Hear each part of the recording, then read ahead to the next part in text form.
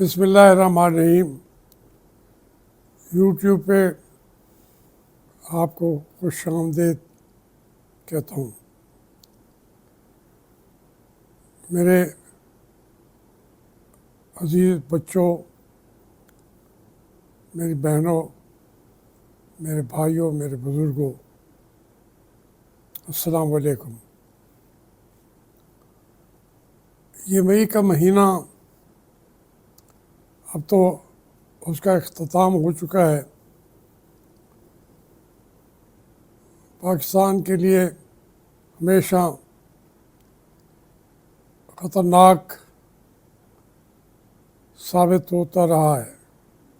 बल्कि अगर सच्ची पूछें कौन सा महीना, कौन सा दिन, कौन सा लम्हा पाकिस्तान के लिए ख़तरनाक साबित नहीं हुआ। हमारी खुशकिस्मती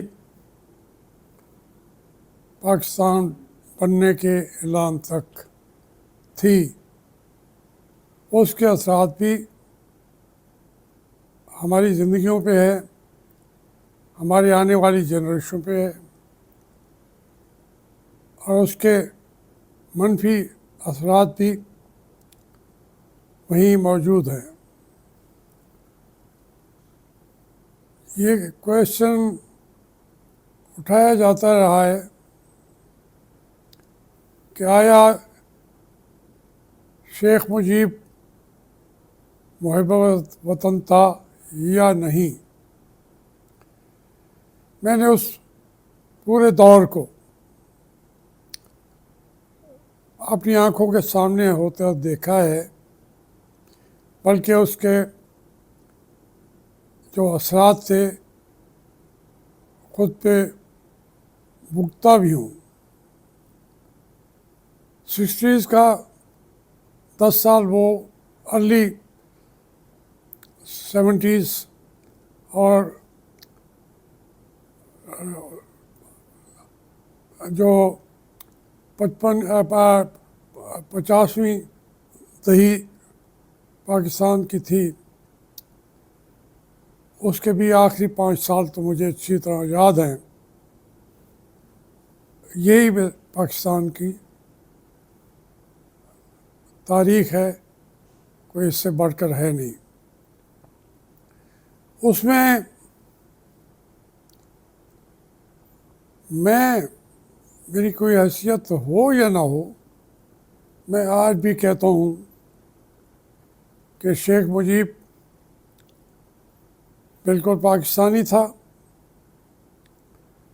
भाषानी पाकिस्तानी था। तमाम सियासी पार्टियाँ मशरक़ी पाकिस्तान की मुहिब्बुल वतनी के जज्बे से सरशार थी। हमसे बढ़कर वो पाकिस्तानी थे।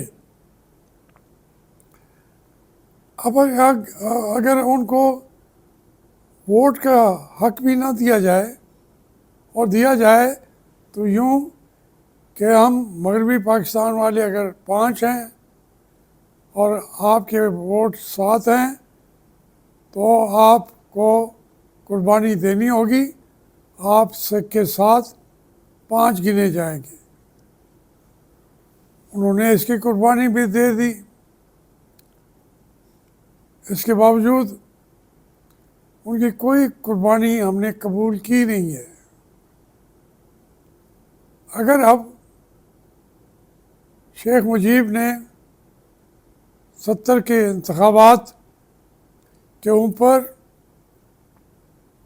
सूबाई खुद मुख्तारी का झंडा बुलंद किया था, तो ये उनका हक था। अगर वो भी उनको तासुर दिया जाए कि हम आपको बर्दाश्त नहीं करेंगे, तो यकीनन हिंदुस्तान को हम मौका दे रहे होंगे कि वो बंगालियों को हमसे जुदा कर ले, और वही हुआ। हमसे जुदा करने के लिए हिंदुस्तान की फ़ौजें ढाका पे आई पूरे मशरक़ी पाकिस्तान पर उन्होंने कब्ज़ा कर लिया। उनको भी अभी बंगालियों ने कोई बहुत आगे बढ़ के साथ नहीं दिया, मगर उन्हें उन्हें फिर पाकिस्तानी फ़ौज से भी कोई हमदर्दी नहीं थी।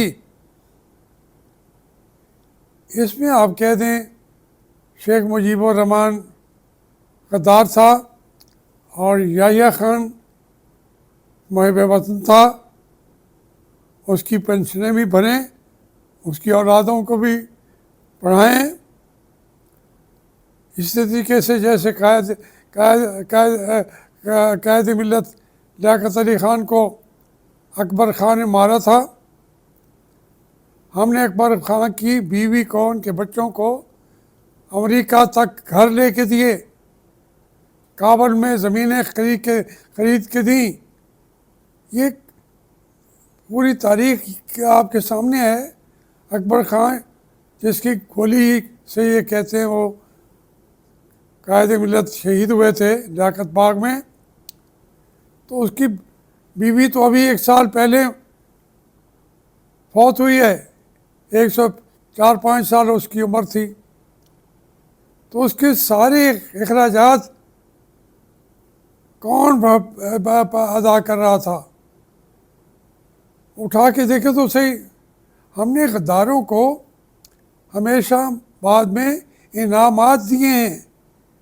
जिन्होंने कायद आज़म का हुक्म नहीं माना उनको भी इनामात दिए हैं। और याह्या खान वो उसके साथ साथ जनरल रानी, उस वक्त जर्नैलों के मर्द जर्नैल नहीं हुआ करते थे, औरतें भी जर्नैल हुआ करती थी। ये अकलीम अख्तर कौन थी? देखिए ना, वो जनरल रानी हो गई। उसकी बेटी को हमारे जर्नैलों ने अब तक भी अपने घरों में बिठाए रखा। तो ये एक सूरत, वो एक फैमिली थे, इस पाकिस्तान को तोड़ने वाले एक फैमिली थे।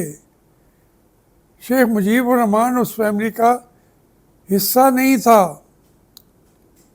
ये जर्नैल थे जिन्होंने पाकिस्तान एक नौसईदा बच्चे को, उसकी चीखें निकलती रहीं, ये उसका गला काटना चाहते थे, मगर फिर उन्होंने सोचा नहीं ये तो बड़ा काम का बच्चा है, इसे अगवा कर लो, और उनको अगवा कर लिया उन्होंने।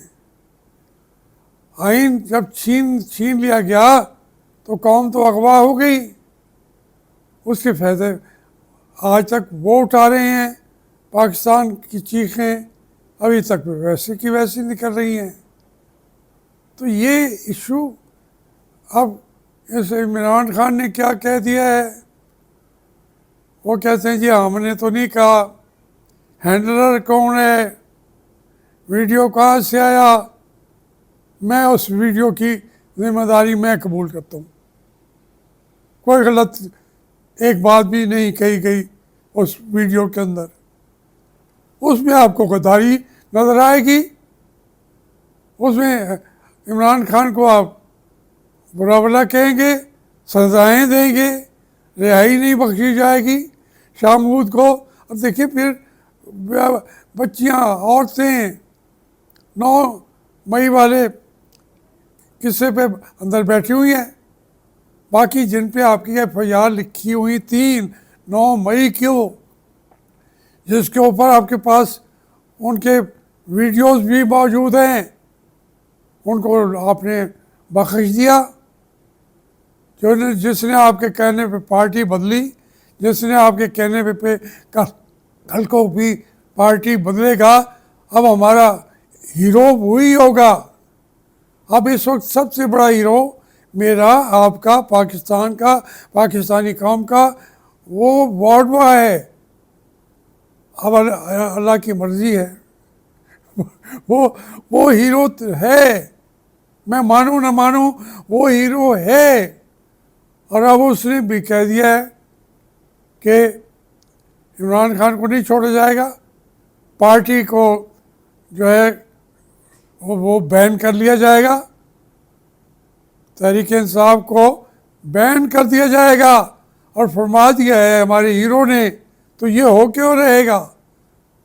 उसने जो कहा है मैं भी समझता हूँ कि ये होने जा रहा है, लेकिन थोड़ा सा रुक जाइए, थोड़ा सा रुक जाइए। हमारी एस्टेब्लिशमेंट, हमारे असाकिर पाकिस्तान उतनी ताकतवर नहीं रही। मार मार के पूरे पाकिस्तान को गद्दार का खिताब आपने दे दिया है। 80% लोगों को आप कहते हैं ये गद्दार हैं, ये बागी हैं।